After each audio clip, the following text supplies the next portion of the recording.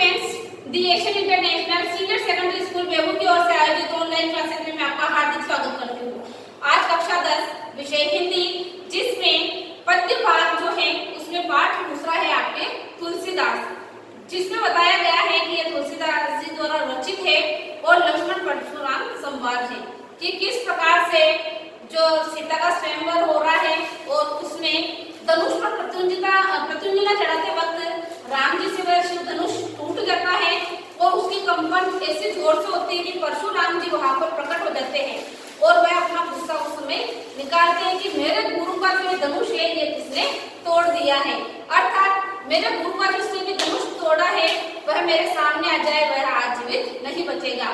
तो बीच में ही लक्ष्मण जी किस प्रकार से कौतूहलतावश अपनी उत्सुकता से कटाक्ष के द्वारा जो परशुराम जी के प्रश्न होते हैं उनका उत्तर किस प्रकार से देते हैं कि जिस प्रकार से अग्नि में गिर डालते हैं और अग्नि और भड़क जाती है, वैसे ही यहाँ पर लक्ष्मण जी के जो शब्द है वह परशुराम जी के गुस्से को और उत्तेजित करने वाले हैं और अंत में किस प्रकार से राम जो है मर्यादा पुरुषोत्तम कहा गया है उनको और किस प्रकार से अपने शील वाणी में, इतनी मीठी वाणी में और कम शब्दों में वो बोलते हैं जिस प्रकार से कि आग में पानी डाला जाता है और आग बुझ जाती है।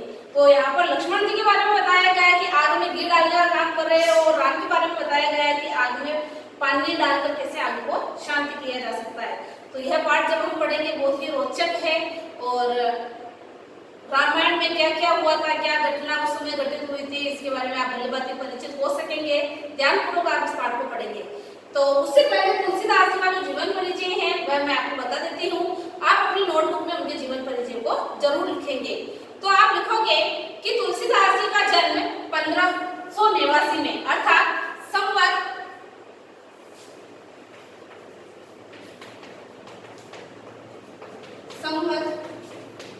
1589 में हुआ था और इनकी मृत्यु संवत 1680 में हुई थी। सन आपको जरूर याद रखने हैं और जीवन परिचय आपके एग्जाम में जरूर आता है। तो तुलसीदास जी का जन्म उत्तर प्रदेश के बांदा जिले के राजापुर गांव में संवत 1589 के लगभग माना जाता है। सन आप लिख लोगे कि उत्तर प्रदेश के बांदा जिले के राजापुर गांव में संवत 1589 को तुलसीदास जी का जन्म हुआ था। इनके पिता का नाम आत्माराम था। पिता आत्माराम, माता का नाम तुलसी, पत्नी का नाम रत्नावली जो कि एक विदुषी महिला थी।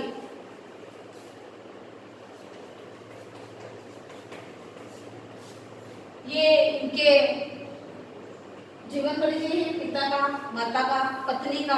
इनके गुरु का नाम नरहरि दास था। नरहरि दास। तो यह तो इनका परिचय हो गया। अपने जीवन में महत्वपूर्ण जो स्थान रखता है व्यक्ति, पिता, माता, पत्नी के बारे में बता दिया है। यह एक विदुषी महिला थी और गुरु इनके थे नरहरि दास। इनके पिता का नाम आत्माराम था। आप सब नोट करोगे इन बातों को, जो एक सरयुपारण ब्राह्मण कहलाते थे, एक सरयुपारण ब्राह्मण भी थे। इनकी माता का नाम तुलसी था। कहा जाता है कि तुलसीदास अभुक्त मूल नक्षत्र में पैदा हुए थे, अर्थात जब यह पैदा हुए थे तब 5 वर्ष की आयु लिए हुए जो बालक होता है उसके समान थे और इनके मुंह में जब यह पैदा हुए थे तब ये पूरी 32 थी और पहला शब्द इन्होंने बोला था राम। तो इन सारी बातों को देखकर इनके जो माता पिता थे अर्थात आत्माराम और तुलसी वो डर गए थे। उन्होंने समझा कि यह घर में क्या पता कौन पैदा हो गया, शायद राक्षसी वंश का हो सकता है। तो इस डर के कारण इन्होंने तुलसीदास जी को, जो इनके राज्य में मुनिया नामक दासी थी, दासी का नाम क्या समझोगे? मुनिया।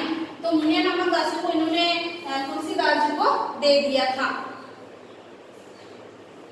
जिसने इनका पालन पोषण किया। तो इनका पालन पोषण किसके द्वारा किया गया? मुनिया नामक दासी के द्वारा पालन पोषण किया गया। मैं सिर्फ महत्वपूर्ण बातें ही लिख रही हूँ वरना मुख्य रूप से जो बोल रही हूँ आपको उसी प्रकार से लिखना है। इनका बाल्यकाल जो है बहुत ही कष्टपूर्ण बीता था। अब कष्टपूर्ण क्यों बीता था कि पैदा होते ही इनके माता पिता ने इनका त्याग कर दिया था और मुनिया नामक दासी ने इनका पालन पोषण किया, लेकिन मुनिया नामक दासी जो बताई गई है वह भी ज्यादा समय तक जीवित नहीं रही, वह भी उसकी भी मृत्यु हो जाती है। तो उसके बाद गुरु जो है वह लहरीदास के सानिध्य में ये चले गए थे और उन्होंने ही फिर इनके आगे का जो जीवन है, इनका जो 8-10 साल बाद का जो पालन पोषण है वह गुरु लहरीदास के द्वारा किया गया। इनके बारे में एक पंक्ति कही गई है कि मातु पिता जब जाए तजो, कि माता पिता ने इस संसार के कहने के बाद मेरा त्याग कर दिया था। विधिहु ने लिखियो कुछ बार भलाई, और विधवा ने भी मेरे भाग्य में कुछ भी भलाई संबंधी कार्य नहीं लिखे हैं। अर्थात इनका जीवन जो है वह कष्टपूर्ण ही बीता था। इनके गुरु का नाम लहरीदास बताया जाता है। इनकी पत्नी रत्नावली विदुषी महिला थी। किसी कारणवश इनका जो वैवाहिक जीवन था वह भी ज्यादा लंबे समय तक नहीं चल सका, क्योंकि एक बार इनकी पत्नी पीहर चली गई थी तो तुलसीदास जी से रहा नहीं गया और नदी आ रही थी, पूरी बहुत ही तेज बहाव से, पानी का बहाव उसमें देखा जा सकता है, तो उसमें इनको नाव नहीं मिलती तो तैर कर ही अपनी पत्नी के पास चले जाते हैं। तो इनकी पत्नी कहती है कि इतने पानी में तैर कर आने की क्या जरूरत थी आपको, अगर आपको कुछ हो जाता तो फिर क्या होता, तो आपने जो प्रेम मेरे ऊपर रख रखा है अगर वही प्रेम आप राम से करो तो आपका जीवन सार्थक हो जाएगा, सफल हो जाएगा। तो यह बात पत्नी की उनको बहुत बुरी लगती है और उसी दिन से ये अपनी पत्नी को छोड़कर अयोध्या चले जाते हैं और वहां पर जो घाट है वहां पर बैठकर राम की भक्ति उसी दिन से शुरू कर देते हैं और इनके जो आराध्य देव है वह राम ही है। तो उन्होंने उसी दिन से ग्रह का त्याग कर दिया था और घूमते घूमते अयोध्या पहुंच गए थे। वहीं पर इन्होंने 1631 में रामचरितमानस की रचना प्रारंभ की। महत्वपूर्ण है यह सन 1631 में क्या किया था, रामचरितमानस लिखना इन्होंने प्रारंभ कर दिया था। रामचरितमानस की रचना इन्होंने शुरू की थी। बाद में ये काशी आकर रहने लग गए थे। जीवन के अंतिम दिनों में पीड़ा शांति के लिए इन्होंने हनुमान की स्तुति की रचना की, अर्थात उसको हनुमान बाहु कहा जाता है। अगर आपके भी जीवन में कभी दुख संकट आ जाता है और आप अगर अपने जीवन में बहुत ज्यादा परेशान हो रहे हो तो यह महत्वपूर्ण पुस्तक है। छोटी सी हनुमान चालीसा जो होती है उसके अनुसार यह आती है, इसको हनुमान बाहु कहा जाता है और इसमें जो मंत्र और चौपाई है उसको पढ़ने के बाद हमारे जीवन में जो दुख और संकट होते हैं वह दूर हो जाते हैं। आप जरूर उसको करके देखना अगर आपके जीवन में कभी दुख या संकट आता है तो। इनकी मृत्यु के संबंध में निम्नलिखित दोहा प्रचलित है। भाई 1680 में तो हुई थी, संवत 1680 में, संवत 1680 गंगा के तीर, अर्थात सन 1680 में गंगा के तट पर, गंगा के तीर पर श्रावण शुक्ला सप्तमी, श्रावण मास की शुक्ल सप्तमी के दिन तुलसीदास जी ने अपने शरीर को त्याग दिया था। इन्होंने राम के अनन्य भक्त के रूप में दास्य भाव अपनाते हुए अनेक काव्य ग्रंथों की रचना की थी, जिनमें से जो महत्वपूर्ण है इनकी रचनाएं करके आप लिखोगे, रामचरितमानस तो है, हनुमान बाहु है, रामलला नहचू है, कृष्ण गीतावली है, रामाज्ञा प्रश्न है, अनेक इनकी रचनाएं हैं। तो रचनाएं करके आप लिखिए। रचनाओं में आप लिखो रामचरितमानस,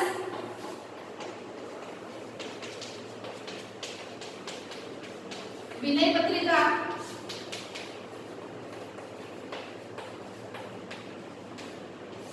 कृष्ण गीतावली,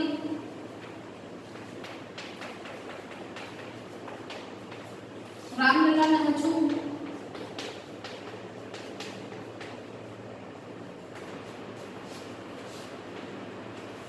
आगे आप लिखोगे इसमें पार्वती मंगल, जानकी मंगल, पार्वती मंगल, जानकी मंगल, ये इनकी रचनाएं हैं।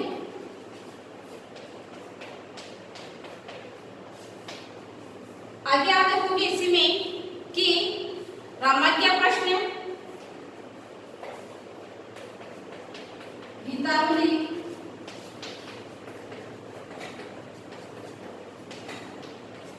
वैराग्य संदीपनी, अनेक है वैसे इनकी, जानकी मंगल, पार्वती मंगल, रामलला सहजु वैरागी संदीपनी तथा कृष्ण गीता बलि आदि का क्या लिख सकते हो। एग्जाम में आपको 4-5 जितनी याद आती है उतनी लिखकर आप आगे आदि भी कर सकते हो। इनकी भाषा जो है वह अवधी है। यह भी एक महत्वपूर्ण है कि इन्होंने जो अपनी रचना की है वह किस भाषा में की है, अवधी और ब्रज भाषा दोनों में की है। लेकिन रामचरितमानस जो है वह अवधी भाषा में ही लिखी गई है। कहा जाता है कि दोनों भाषाओं के प्रकांड पंडित थे, इनको बहुत ही ज्यादा ज्ञान था दोनों भाषाओं का। दोनों भाषाओं का शुद्ध और परिमार्जित रूप हमने देखा है।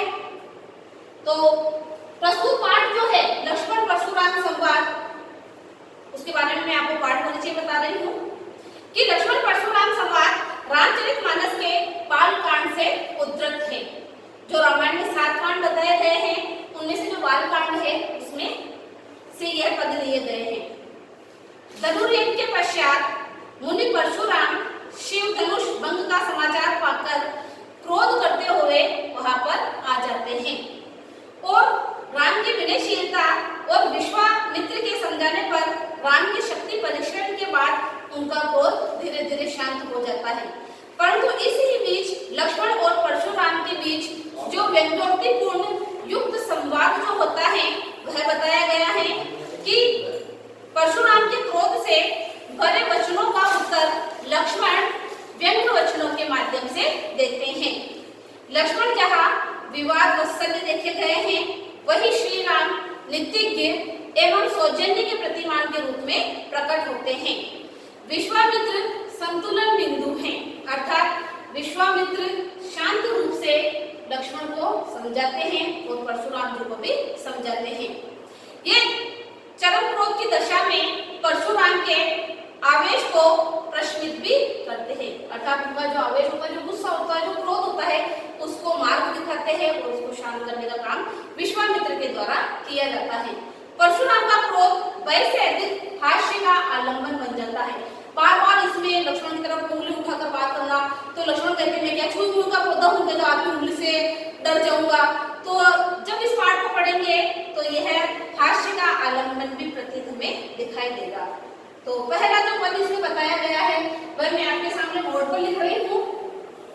यह जीवन परिचय के बारे में जितनी भी महत्वपूर्ण बातें मैंने आपको बताई हैं आपने अपनी नोटबुक में नोट करनी होगी और इस जीवन परिचय को तुलसीदास जी का जो जीवन परिचय है उसको आपको साथ का साथ याद भी करना है। यह महत्वपूर्ण पाठ है, इम्पोर्टेंट है और इस पाठ की व्याख्या एग्जाम में जरूर पूछ ली जाती है। तो आपकी बोर्ड की क्लास है तो ध्यानपूर्वक आप जो कठिन शब्द है, जो भावार्थ है उसको समझने की कोशिश करेंगे। पहला जो पद है मैं आपके सामने मैं बोर्ड पर लिख रही हूँ।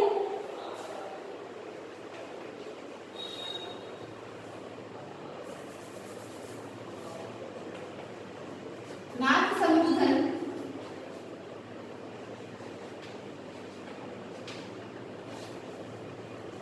पंज निहारा, कठिन शब्द भी मैं आपको साथ के साथ लिखूंगी। पंज निहारा होई अर्थात होना या होगा, केहू एक दास तुम्हारा, एक दास तुम्हारा।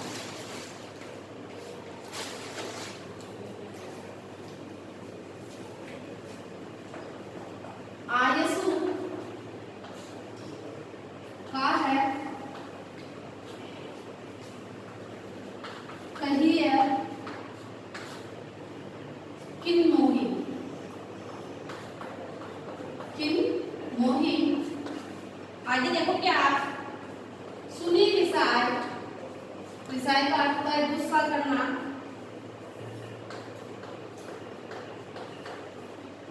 सुनी रिसाय बोले मुनि, सुनी रिसाय बोले मुनि कोही, बोले मुनि कोही। सेवक सु, सेवक सु जो करे, जो करे। सेवक सेवकाई अर्थात सेवक तो वह होता है जो किसी भी प्रकार की सेवा करता है। अधिकरणी अधिकरणी करी करी है लड़ाई। लड़ाई का अर्थ यहाँ पर हो जाता है लड़ाई। सुनो राम अर्थात हे राम सुनो, जे ही शिव धनु तोड़ा, कि जिसने भी शिव धनुष को तोड़ा है, शिव धनु तोड़ा, तोड़ा का अर्थ जाता है आपको तोड़ना। सहस्त्रबाहु सहस्त्रबाहु का क्या लिया जाएगा? सहस्त्रबाहु नाम का एक राजा हुआ है। सहस्त्रबाहु समसो ऋतु मोरा अर्थात वह उसके समान मेरा शत्रु है। सो बिलगांव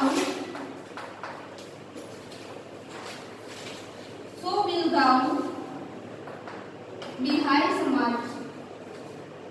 समाजा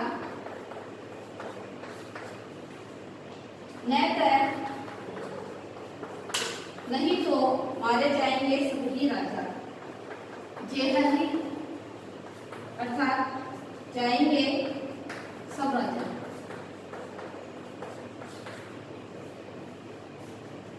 सुनी मुनि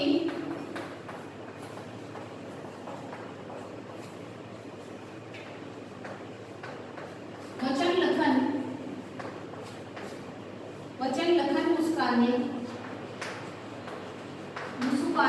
अर्थात लक्ष्मण जैसे वचनों को सुनकर मुस्कुराने लगे। बोले परशुधरहि अर्थात परशुराम जी ने अपना परसा धारण करके अपना अपमान समझते हुए बोलते हैं अवमान्य।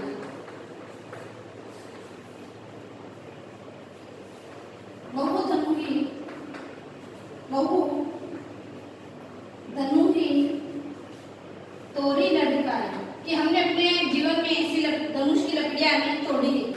लड़िकाई अर्थात तोड़ी का अर्थ तोड़ना, लड़िकाई का अर्थ होता है लकड़ियों से बना हुआ।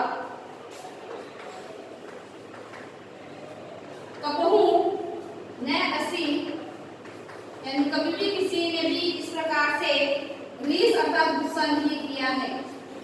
रीस किन्ही गोसाई अर्थात किसी भी मुनि ने इस प्रकार से क्रोध का प्रदर्शन नहीं किया है। इसी धनुष पर एक ही धनु पर ममता, कि आपकी इसी धनुष पर इतनी ममता क्यों है? कि किस कारण से आपकी ममता इसी धनुष पर है? सुनी विशाल इन बातों को सुनकर जो परशुराम जी का क्रोध होता है वो और भी ज्यादा बढ़ जाता है। और रिसाई कहे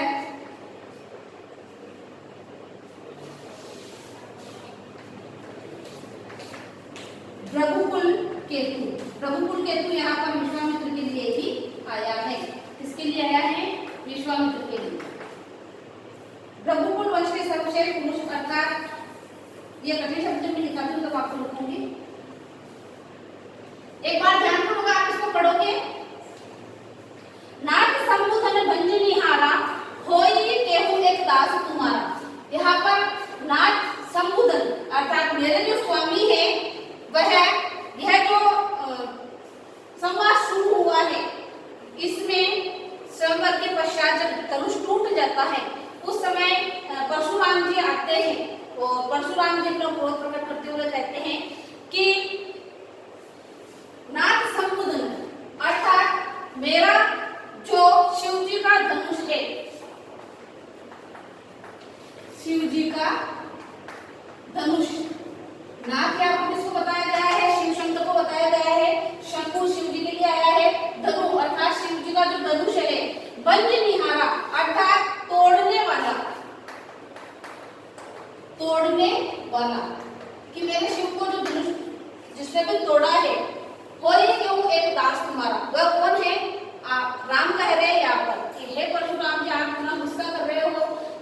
शिव जी के धनुष का टूटना, अर्थात शिव जी का धनुष जिससे टूटा है, होई अर्थात होगा, क्यों यानी कोई होगा, कोई आपका एक दासी होगा जिसने कि इस धनुष को तोड़ दिया है। अर्थात इस धनुष को तोड़ने की कोई भी इच्छा नहीं कर सकता है, आपके दास के द्वारा यह कार्य किया गया है।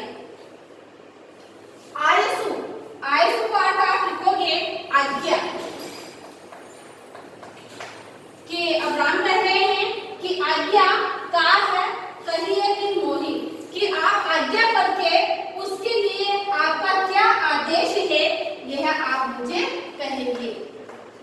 मोही किनका मत करना, कि आप आपकी क्या आज्ञा है यह आप मुझे कहिए। सुनी निसाय बोले मुनि कोई, निसाय का अर्थ होता है गुस्सा करना। इन बातों को सुनकर मुनि, मुनि यहाँ आया है परशुराम जी के लिए, अर्थात राम की ऐसी बातें सुनकर कि आपके दास के द्वारा टूट गया होगा, आपकी क्या आज्ञा है आप मुझसे कहिए, ऐसी बातें सुनकर ऋषि मुनि अर्थात परशुराम जी का गुस्सा और बढ़ जाता है। अब परशुराम जी कह रहे हैं सेवकु सो जो करे सेवकाई, अर्थात सेवक वह होता है जो कि सेवा का कार्य करता है। सेवकाई का अर्थ होता है सेवा का कार्य, सेवा का कार्य, कि सेवक तो वह होता है जो सेवा करता है। अरे करनी करी करे लड़ाई, लड़ाई का अर्थ होता है यहाँ पर लड़ाई, लेकिन शिव जिसने भी शिव धनुष को तोड़ा है वह तो मेरे साथ और लड़ाई करने का कार्य कर रहा है, तो वह तो मेरे लिए क्या है, शत्रु के समान है। अरे करनी करी करी लड़ाई, ऐसा करके तो वह मेरे साथ शत्रुता का कार्य ही कर रहा है। सुनहु राम जेही शिव धनु, शिव धनु तोड़ा, सुनहु कि हे राम सुनो, जेही अर्थात जिसने भी शिव धनु तोड़ा, तोड़ा का अर्थ होता है तोड़ना, कि हे राम जिसने भी मेरे शिव धनुष को तोड़ा है, सहस बाहु समसो रिपु मोरा, रिपु का अर्थ होता है शत्रु, मोरा का अर्थ होता है मेरा, सहस अर्थात सहस्त्र बाहु, 100 भुजाओं वाले सहस्त्र बाहु के समान वह मेरा क्या है, वह मेरा शत्रु है। अर्थात जिसने भी शिव धनुष को तोड़ दिया है वह सहस्त्र बाहु के समान मेरा शत्रु है। सो बिल गांव बिहाई समाजा, वहां पर सो बिल गांव, सो बिल गांव का अर्थ होता है अलग करके, अलग करके। वह राजपरि जो स्वयंवर में जितने भी राजा आए हुए हैं उनको कह रहे हैं कि हे राजाओं तुम उस व्यक्ति को छोड़कर अलग हो जाओ, अर्थात तुम जितने भी यहाँ पर राजा बैठे हो तो जिसने भी शिव धनुष तोड़ा है उसको छोड़कर तुम्हारा जो पूरा समाज है अर्थात तुम जितने भी राजा हो सब पीछे खिसक जाओ, सब अलग हो जाओ, ताकि किसने तोड़ा वह व्यक्ति मेरे सामने आगे ही आगे नजर आ जाएगा। तो उसको अलग करके आप जो आपका एक समाज है वह सभी राजा पीछे खिसक जाएंगे।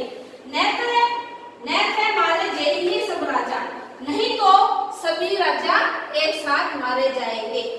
अगर तुमने जिसने भी शिव धनुष तोड़ा है उसको छोड़कर पीछे नहीं खिसकोगे तो उसके साथ तुम सभी राजा मारे जाओगे, अर्थात तुम्हारी भी हत्या मैं कर दूंगा।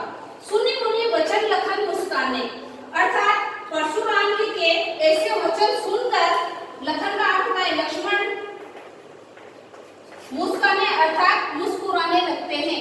ऐसे वचन सुनकर लक्ष्मण जी को उसी स्थान पर हंसी आ जाती है और वह हंसने लगते हैं और हंसकर बोलते हैं बोले परशु दरही अवमाने, और परशुराम जी का अपमान, अवमाने अर्थात अपमान, परशुराम जी का अपमान करते हुए जिन्होंने भी हाथ में परसा धारण कर रखा है तो उनको कहते हैं, उनका अपमान करते कहते हैं कि बहु धनुहि तोरी लड़काई, बहु का अर्थ होता है बहुत, धनुहि अर्थात धनुष, तोरी का अर्थ होता है तोड़ना, लड़काई का अर्थ होता है लकड़ियों की, कि हमने अपने जीवन में लकड़ियों के अनेक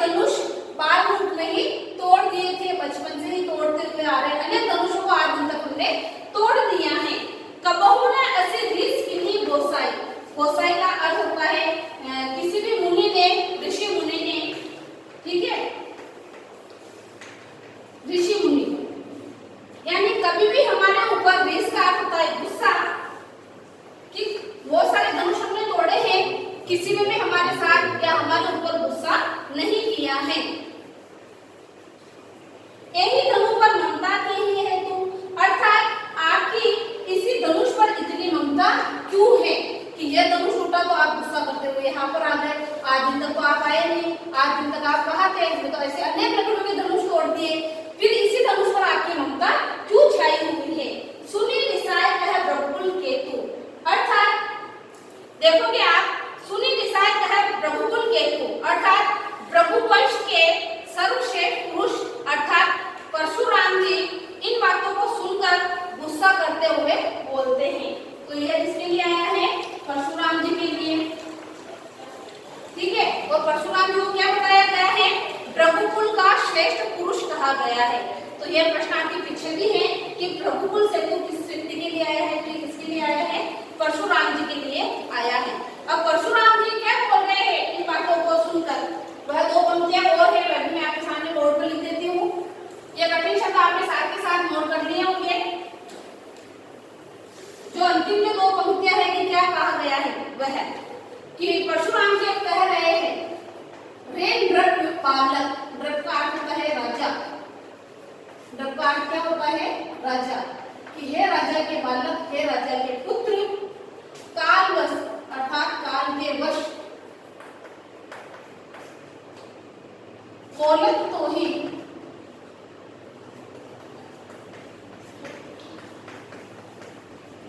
बोलत तो ही मैं संभाल, कि हे राजा के पुत्र, काल के वश अर्थात तुम मौत के सम्मुख खड़े हो, तुम्हें पता नहीं चल रहा है कि तुम क्या बोल रहे हो। धनुहि सम त्रिपुरारी, कि यह जो धनुष है यह मेरे लिए त्रिपुरारी अर्थात शिव जी का धनुष है। यह बात क्या पूरा संसार जानता है। विदित सकल संसार,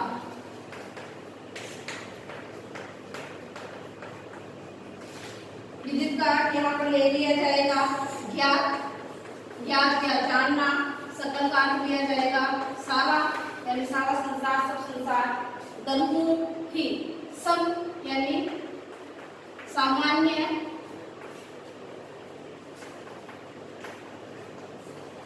त्रिपुरारी शिव जी के लिए आया है, दोनों यानी धनुष के लिए आया है। तो आप देखोगे कि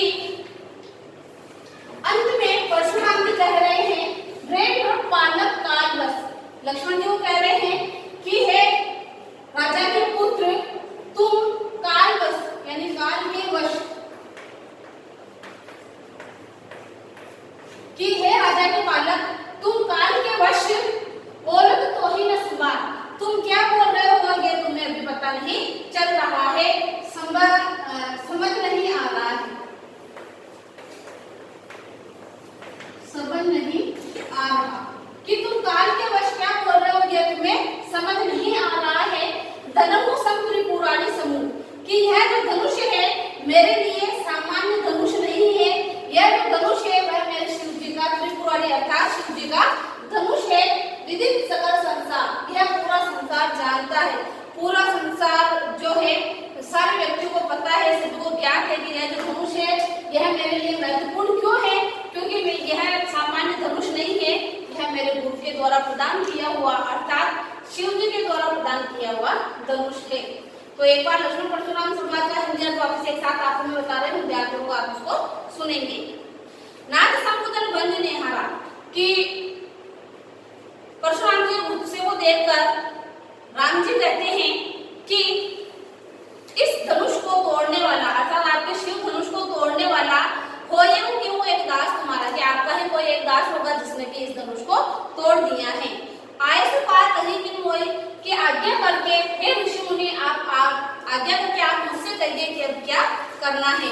सुनी रिसाई बोले मुनि कोई, ऐसी बातों को सुनकर परशुराम जी को गुस्सा आ जाता है और परशुराम जी बोलते हैं कि सेवक सो जो करे सेवकाई, अर्थात तुम अपने आप को दास कह रहे हो, जिसने भी शिव धनुष को तोड़ा है उसको दास कह रहे हो, अर्थात दास तो वह होता है जो सेवा का कार्य करता है, लेकिन जिसने भी यह कार्य किया है वह मेरे लिए क्या है,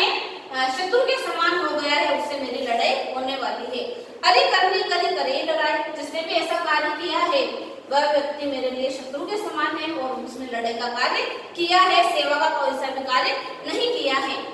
सुनो राम जय ही शिव दोना, शिव धनुष तोड़ा, अर्थात हे राम सुनो, जिसने भी इस शिव धनुष को तोड़ा है, सहस्त्रबाहु समसो रिपु मोरा, वह सहस्त्रबाहु के समान मेरा सबसे बड़ा शत्रु बन गया है। सो बिल गाँव विहाय समाजा, इसलिए यहाँ पर इस राज परिवार में जितने भी राजा बैठे हैं उन सभी से निवेदन करता हूँ कि वह उसको छोड़कर पीछे खिसक जाए, नहीं तो मारे जाएंगे सब राजा, नहीं तो सारे राजा एक साथ ही मारे जाएंगे। तो ऐसे वचनों को सुनकर लक्ष्मण जी को गुस्सा आ जाता है और लक्ष्मण जी कहते हैं कि बाल रूप में हमने ऐसे अनेक धनुष तोड़े, तब तो कोई ऋषि मुनि नहीं आया और आप ही क्यों आ गए हैं। तो यह जो पहला पद था यह मैंने आपको बता दिया है कठिन शब्दों के साथ और अर्थ भी आपको बता दिया है, तो ये आपको बहुत ही अच्छी तरीके से समझ में आ गया होगा। इसके आगे का जो पद है वह हम कल की वीडियो में पढ़ेंगे। यह पद यहीं पर समाप्त होता है और इसको आप घर पर एक बार पुनरावृत्ति इसका जरूर करेंगे। धन्यवाद।